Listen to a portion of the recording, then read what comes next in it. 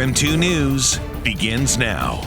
Thank you for joining us on KREM 2 Plus. I'm Tim Pham. This is your KREM 2 News Week in Review. Join us as we take a closer look at some of the biggest stories in the Inland Northwest this past week.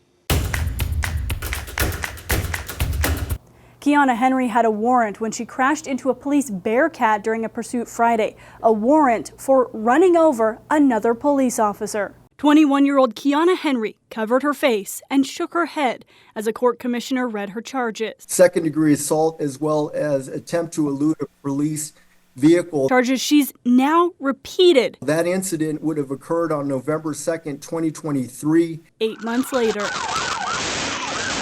Spokane police say Henry was the driver who crashed into a SWAT vehicle Friday as police tried to pull her over. Her car was suspected to have been involved in a drive-by shooting. You ran that SWAT vehicle and you almost flipped it over. And then, of course, an individual was thrown from the vehicle and was seriously injured. 7 officers were hospitalized, with one suffering a broken vertebra and cut on the head. But it wasn't the first time she's been accused of harming an officer while trying to escape. You drove with his person still within the vehicle. Court records show in the November incident, Henry ran over an officer trying to get her keys as she drove away from a traffic stop. Documents from Friday's arrest show she and a passenger noticed the flashing lights as police chased her, but she told a detective she was scared and drove away. She also admitted to using fentanyl powder less than an hour before the crash. Ms. Henry was concerned regarding her withdrawal, not the fact that she had just ran into a Bearcat. Henry had active warrants in Idaho and Spokane County, including for not appearing in court on her other eluding charge. Spokane police collision investigators estimate Henry was driving at least 50 miles an hour when she hit the armored vehicle.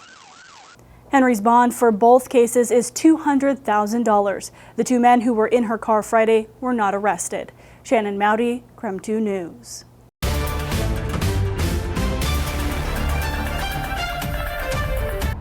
Yeah, we wanted to know if these 2 taxes would prove too much for voters already dealing with inflation and after last year's failure of a measure to build a new jail.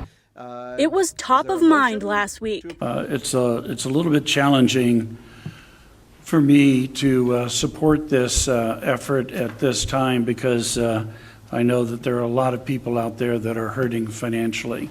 When Spokane County's commissioners approved adding a sales tax renewal to November's ballot, it was a hard ask for some. A hard ask for the city of Spokane, too. Prepare to vote. Because it's also asking voters to approve a 0.1% sales tax on the same ballot. There should have been better coordination with the county, and in fairness, the county should have coordinated with us better last year when they were running their jail measure. Not a lot of collaboration there right now, unfortunately, but it could be something that drags both of them down.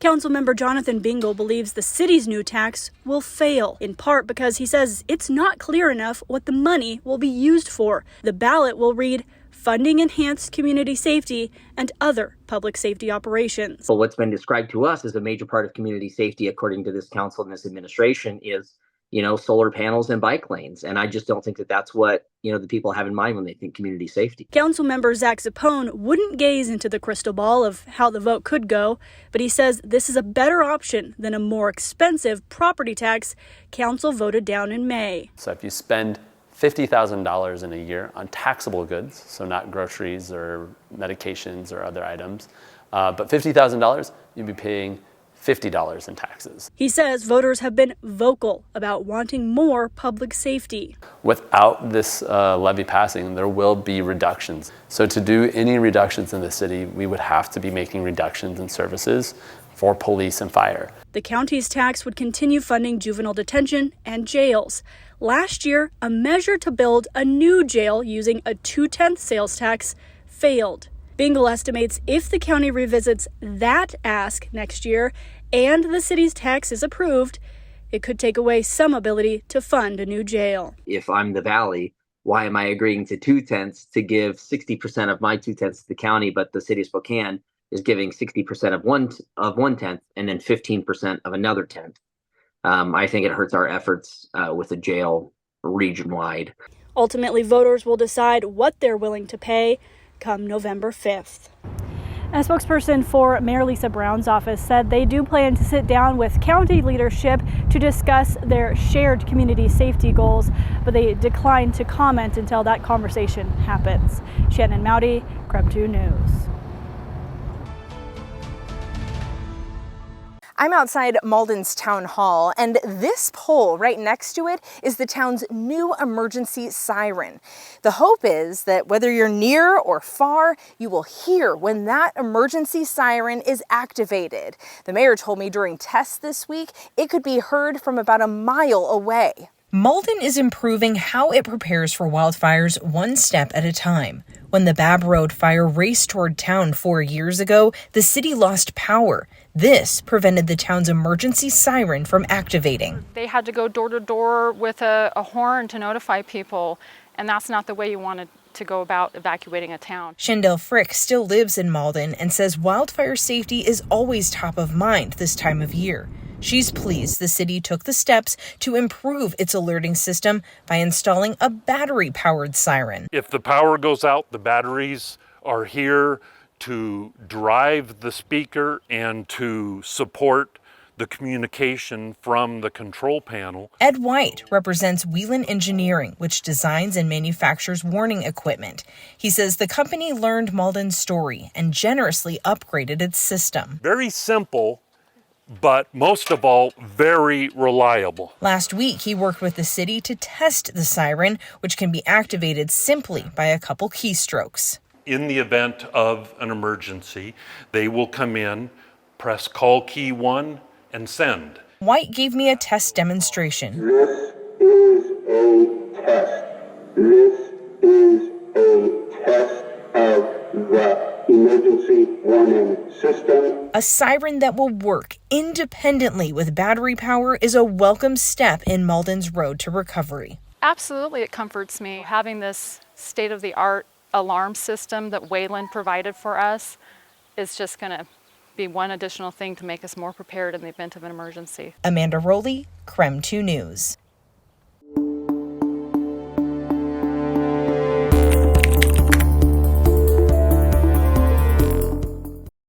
The defense team says publicity for the case has not stopped since 4 students were killed in November 2022. They point to a community survey showing nearly all adults in Latah County have heard of this case, but is that enough to move it?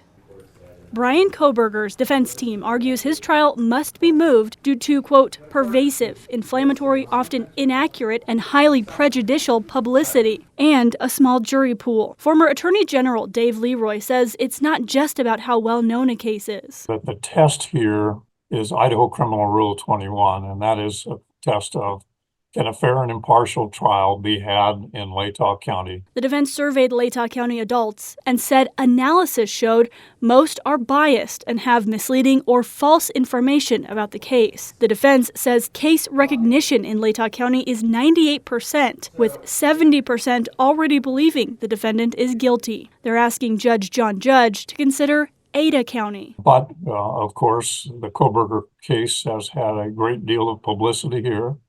There are a number of Idaho vandals who attended the university and have followed the case very closely.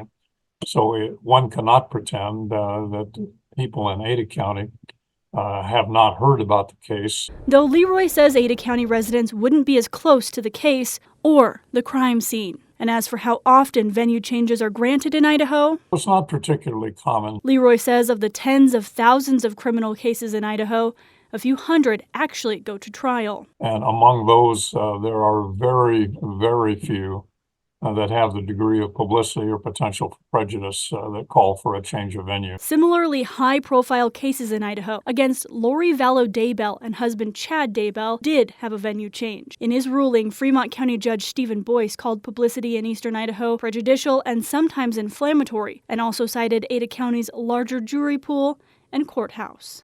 There is a change of venue hearing set for August 29th. Trial is set to start June 2nd and run through late August 2025. Judge Judge wrote, if the venue is changed, those trial dates will not change. Shannon Mowdy, KREM 2 News.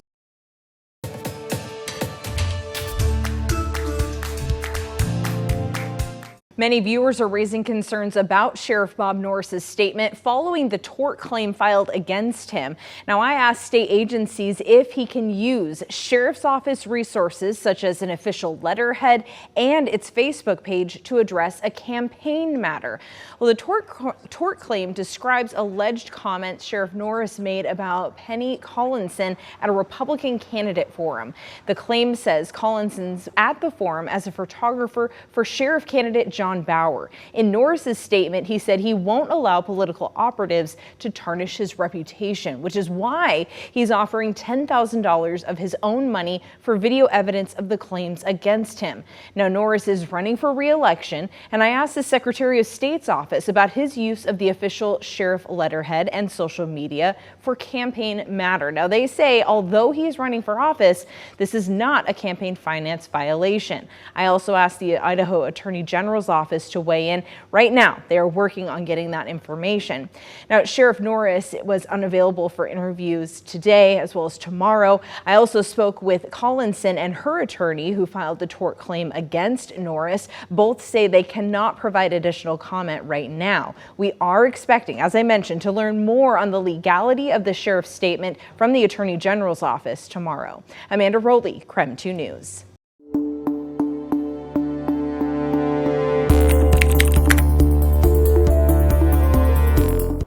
Water rescue crews with Spokane Valley Fire train once a week, year-round, to be ready at any time, and that training has already been put to a lot of use lately.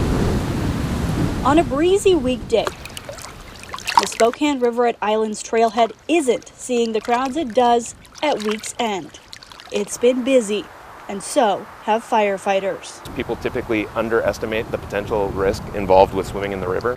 Already this summer, Spokane Valley Fire is seeing drowning calls swell to numbers they haven't seen since 2019, 4 times the amount of calls from last year. And we're up to 8 this year, and we haven't even gotten to the part of the season where people typically recreate in the river with frequency.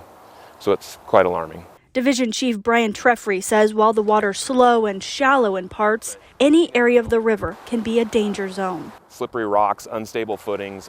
Just a couple weeks ago, SVFD's water rescue team pulled 4 people out of the water here. 1 person didn't survive. Firefighters say they've never had to save someone wearing a life jacket. You should also consider wearing a PFD at all times. Adults, children in particular, benefit from having that. It takes only a few inches of water to drown. And it can happen in less than 30 seconds, which is why Treffry says to know where you are on the river, including which side. Seconds count. Because if an emergency does happen, rescuers want to get to you as quickly as possible. We want to encourage people to enjoy the Spokane River and all that it has to offer. We just want them to do it safely. And here is another tip. Don't swim alone. First responders advise that you swim in groups and use the buddy system, watching out for one another. Shannon Mowdy, KREM 2 News.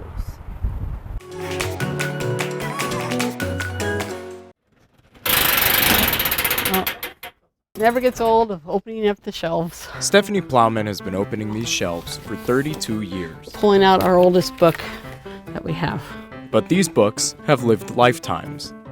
In the rare book area here where we're standing, we have about 12,000 rare books dating back to 1475. All of them under her care. We're constantly working with access versus preservation. This balance has allowed for works like this Book of Psalms to be read 549 years later. We want people to use the materials, but at the same time we have to make sure, like these books behind me, are preserved and taken care of. So, you can't take these books home. You have to use them here. And when asked about the favorite part of her job, the variety is the most rewarding thing for me, because each day I don't know what's going to happen. I could get a phone call or an email and all of a sudden my day's changed and it's not the same. She also connects families. Help these people come in looking for family members and maybe set the record straight, like they thought their great uncle went here and played basketball and blah, blah, blah, and then you have to set the record straight that maybe that was more family folklore and there's no evidence that your uncle played here. But above all else, it's fun to get them connected to their family members, and that's why I enjoy doing the connections of people, relatives in the past. Aidan Brown, KREM 2 News.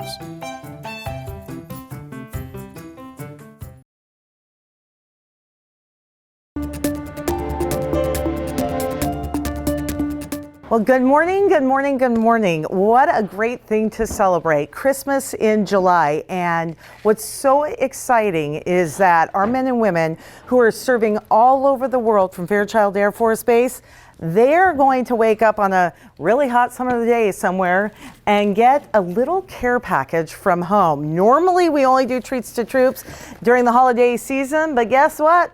A package is on the way. This week, we worked with our partners at the Fairchild Spouses United Club from Fairchild Air Force Base, the volunteers here at American Red Cross, volunteers with Fairchild, to make sure about 300 packages will be sent out again to those who have to spend the summer away from their families. So I'm going to let you check in on some of the packaging going on over there. They're making cards and getting things packaged up. I do want to tell you this is all possible because so many people gave to the Treats to Troops campaign during the holiday season. And so with the extra money, the Spouses Club went out, bought some special treats so folks can have a little taste of home. And we talked with some leadership members at Fairchild Air Force Base about what it's like to get a package. So listen in. I think definitely the messages are a big one. The one we were joking about earlier actually was the seasoning and spices. So we've got some of that in the packages today, and that's something of home comfort that allows you to kind of tie back to what you were used to back home. I love that. I've walked around with a bottle of sriracha on my previous deployments. It's just, it's a great spice and it goes great on food. And anyways, our airmen downrange love it and are very appreciative to receive it. Packages are a little bit smaller than they are at the holiday time, but they have a very special treat inside. Besides some of the usual things like hot sauce and drink mixes, they have a $25 gift card for folks to use to order something special to them wherever they're stationed. And again, they get messages and a package from home, which we hope spreads a little bit of Christmas in July holiday cheer. This has been a project that we have wanted to do for so long to extend the Treats to Troops campaign into the summer. But this is our first year that we've been able to do it. And it's only because we have such amazing partnerships. The Spouses group at Fairchild Air Force Base, they came up with the whole plan, did all the shopping. So we are so thankful to them, to our partners at Washington Trust, Northern Quest, and most importantly, all of you who have given to the Treats to Troops campaign. So these packages are on the way, and just so you know, we'll be doing Treats to Troops coming up this holiday season. So we will have more on that coming up in the fall. Laura Papetti reporting in North Spokane, KREM 2 News.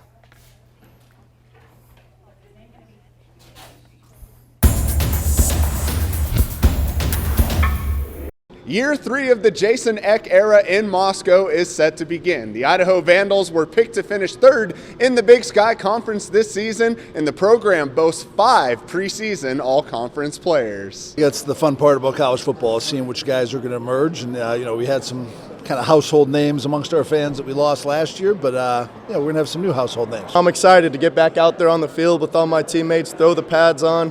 Getting picked 3rd, it's respectable, but, it just shows that we got room to improve and got some people to prove wrong this year. The Vandals have a new signal caller this year in redshirt sophomore Jack Lane. Coach Eck and his teammates believe Lane is ready to run with this opportunity. I think he's definitely ready for it. That's one of the hardest working guys that I have ever met. He puts a lot of time in outside of practice, and, he's a good leader of the team. He does a lot of things right on and off the field, and I definitely think he's ready. I'm excited to see what he does this year. That's a guy that's always locked in. I mean, no matter what he's doing, I see him in the Kibbe Dome probably 80% of his day is in the Kibbe Dome. He never leaves there. He's always hustling. That's a guy that I'm excited to see play. As for the Vandal defense, it boasts 3 preseason all-conference players, and even under new coordinator Dan Jackson, the team believes the defense will be one of the strengths of this year's squad. This year's defense is going to be a powerhouse. Have fun trying to get past us. That's all I got to say. We're going to be strong. We're going to be good. For us to be a championship team, for us to win the Big Sky, we got to have the best D-line in the conference this year, and I think that's within our grasp. The Vandals will now begin fall camp next Wednesday in preparation for their season opener on the road in Eugene against college football playoff favorite, the Oregon Ducks. Now with more on the Eastern Washington Eagles, I'll send it over to Mike Boyle. Thanks so much, Andrew. Eastern Washington Eagles have been a very un-Eastern-like 7-15 over the last 2 seasons. Head coach Aaron Best knowing that his club needs more than just results on the field, they need confidence in the locker room. We need to get back to the respectability of playing better brands of ball, being more opportunistic, and it starts to stop people on defense. Turnovers in the red zone offensively and Eastern's inability to stop the run, 2 big reasons why they have struggled here in the past couple of years, but the players feel like things are turning around in those directions. Our run defense has not been good the last few years, so we've had the ball ran all over us, which doesn't give you opportunities in the pass game to be able to rush as much. But this year, just knowing what we are, returning in the defense we're playing, I know we're going to get plenty of opportunities for that. Eastern not looked upon as being one of the favorites in the conference this year, being 6th and 8th in the 2 polls being represented here at the Big Sky Media Days. But this club feels like they have something to prove. Getting back to those ways, it's a massive project, and it has been for the past couple of years. We had some lapses in recruiting and things like that, and leadership, and we fixed those. We believe a ton in the personnel we have, the coaches that we have, and where we're at, and we think that everything the past couple of years has led us to where we're going to go in 24. Players know that if something doesn't go the way we intended to, the defense, offense, or special teams will pick us up, and so that's big in the next 6 to 8 weeks to be able to instill that, because that's complementary to football too. Count on us to get you out of harm's way, and that's what good teams do. Eastern's turnaround will hopefully begin on their season opener on Thursday, August 29th, when they take on Monmouth on the Big Red at Roos Field. Kickoff set for 6 p.m. Reporting from Big Sky Media Days, I'm Mike Boyle, KREM 2 Sports.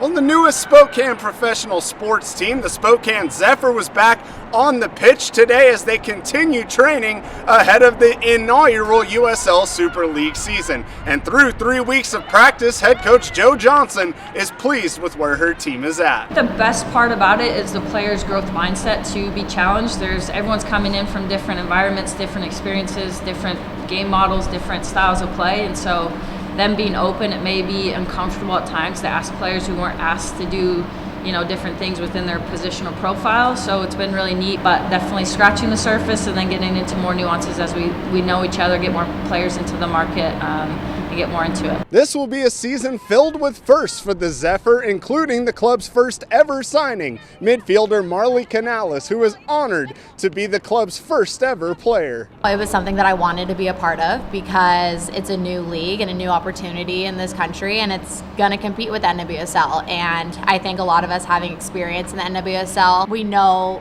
that women's soccer is here to stay in this country and it's growing. And yeah, it's just such a great honor, and I'm very appreciative of the club for believing in me and choosing me to start off this club. I hold that close to my heart for sure. It'll also be a homecoming of sorts for former Zags Sophia Braun and Jody Ukekel, who are both happy to be back in Spokane. I was so excited. I love Spokane. I got to spend a lot of time here, and I was really grateful that this opportunity came up, and I'm so happy to be back, and I love Spokane, and I'm excited. And when we went out for the Rumble, we got a standing O, people were going crazy for us. So I think for some of us got we're I might get emotional right now. It kind of hit us, I think, when we really saw a crowd really get behind us and really get excited. And we got to see that excitement and feed off it a little bit. So I think that was a really cool moment. The Zephyr will now continue preparations ahead of the season opener on August 17th right here against Fort Lauderdale United. Kickoff is set for 6 p.m. For now, reporting at One Spokane Stadium, Andrew Quinn, KREM 2 Sports. Thank you for joining us here on KREM 2 Plus for a look at some of the biggest news stories of the past week. For the most current news throughout the weekend, you can watch our latest newscast right here on KREM 2 Plus. Just look for them in the bottom navigation menu. I'm Tim Pham. Thanks for watching.